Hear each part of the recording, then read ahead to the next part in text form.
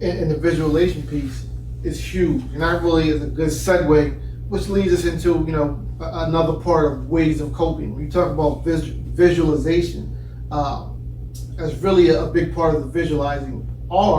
Is setting goals, inspired to have goals, and I can say this over and over and over. Set goals, set goals, set more goals. Because again, when you set goals, now you're working to something specific. The Surgeon General's report on youth violence, the original one that came out in 1998 after the shootings in 98. Oh yeah, the violence. It was extreme violence, a lot of violence. The Colorado shooting. Yeah. Colorado shooting in 98. Columbine shootings, the Surgeon General did a report, and this was like the most comprehensive study done at the time. They put millions of dollars into this, and they said the number one thing what really keeps people from committing those stressful acts of, indulgence into violence was creating those goals and sticking to them. Meaning, if you're going to school every day as a teenager, again, just go to school every day, and just as long as you're trying, you're working towards something. But when you're not working toward anything, I always remind people, especially youth, when you're not working toward anything, it's like just driving a car and you just not necessarily know when you're going. For some people that works fine, but for the majority of us, again, especially when you're growing up in certain areas and there's certain risk factors, it's not always a good idea just to continue to drive a car and not have a destination. So setting those goals and visualizing, hey, this is where I want to be, this is what I want to do. And that's something that I could definitely say, me and my brother, we've done pretty much our entire life. To date, even now, we're having these goals. We're visualizing certain things. A lot of times, that's what's going to keep you from necessarily giving into the stress or not giving into the stress. Because stress is something that hits all of us probably all the time. From the time you get 18, 19, and you're an adult. Yeah. So again, the visualization piece is huge. It's very important. And if you don't set those goals and if you don't have that visualization, it's kind of, again, I'll say it over and over. It's like driving a car, and you don't have a destination. You're just driving. Yeah. So as far as the goals, and I just want to say this about the goals. Oftentimes when we have goals, we have to think outside the box. We're talking about people without resources, people who maybe you don't have the formal education. You gotta think outside the box. Don't be restrained just by the traditional way that people do things. I'll tell you, one of the things about this podcast is it was actually born out of COVID, because this podcast is not old. The blog, usualpolitics.com, is not old. All this, I built all this stuff when things slowed down with COVID. Understand, I lost some part-time work, but then I decided that I was going to try to figure out a way to help the community, but also start a business. Me and my brother had planned to start a business anyway. So once it slowed down, I learned how to create a website, and we decided to do the podcast. So it's something that you can study on. You can study a lot of stuff on your own. There's things like Udemy, where they have courses that you can look at. YouTube is a huge resource.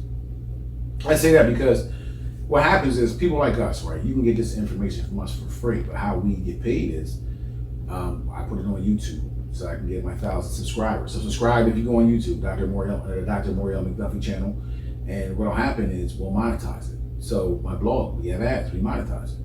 So we give this information to you for free to help the community, but we also make money through monetization, through people subscribing, things of that nature. So that's what I had to change the way I think, because I've been in a service forever, right?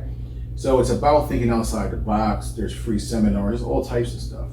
You can invest in the Forex market, you can invest in stocks. You have to think outside the box. Don't think a job is the only way to do it. And I'm not telling you don't get a job, because having a job is crucial, but maybe you do something else outside of that. And the only other thing I wanted to tell you about goals is I just want to give a peek into the mindset of somebody who has goals versus somebody who doesn't, right? And I can remember being a young man, and I can remember being in situations where, it was fight, fight, or freeze, right? You're arguing with somebody, you're pissed off, you're thinking about punching them in the face, right? And they're thinking about punching you in the face probably too. So, whether it's a basketball game or whatever, but what creeps into the back of your head is, you know what, I'm in college, I'm not messing up what I got going on, to fight this person and get charges, right? So it's just the mindset of the person who has something going on, and the person who may believe that they don't have anything. they're ready. They're going to fight regardless, right? So, and that's a peek into a young man's mindset. And I'm gonna be honest, as a peek into my mindset when I was 19, 20 years old, it was I'm not doing that because I'm not jamming myself up. Because I'm in college, I got a future, I got things going on, I have goals, right? So it's just something to think about when we're talking about goals. Yeah, and another part, just to add to that, when you have those goals and the more you work toward these goals, by the process of elimination, you'll begin to hang around certain people. You'll begin not to hang with certain people.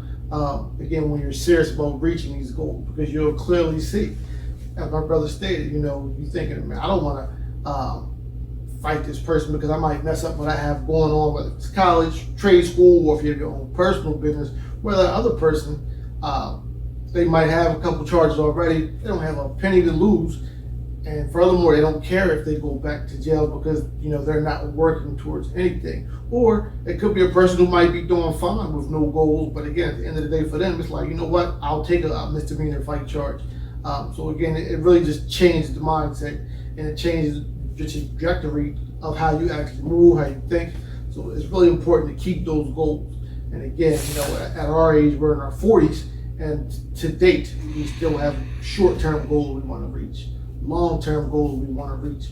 So keeping those goals, it's a small thing, but it's an important thing. Again, the most comprehensive study done on youth violence, they told you in this book, the Surgeon General, it's those individuals who have that commitment to school, who have goals outside of school. Those are the ones who generally don't get involved in the criminal justice system.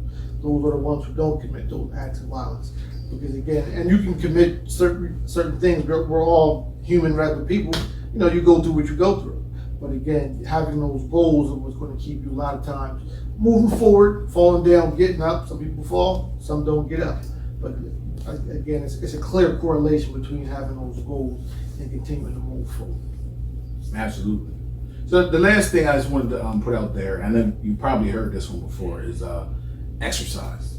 Exercise is great for reducing stress. There's all types of studies.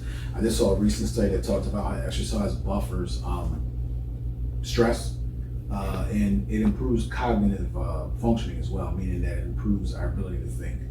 So when we're talking about exercise produces endorphins, and endorphins gives you a natural high without the drug.